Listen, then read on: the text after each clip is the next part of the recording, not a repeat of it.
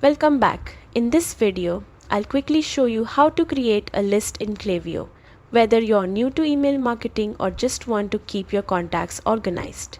Don't forget to hit like and subscribe for more helpful tutorials. To start, head over to your Klaviyo dashboard. On the left menu, click Audience. This is where you manage contacts and track customer insights.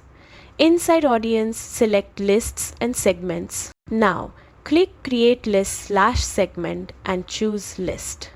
Give your list a clear name, something that tells you what it's for, like newsletter subscribers or summer sale leads. You can also add tags if you'd like to organize things even further. Once that's done, hit Create List, and that's it. Your list is ready. You can now start adding subscribers, sending targeted emails, and improving your marketing campaigns. Thanks for watching.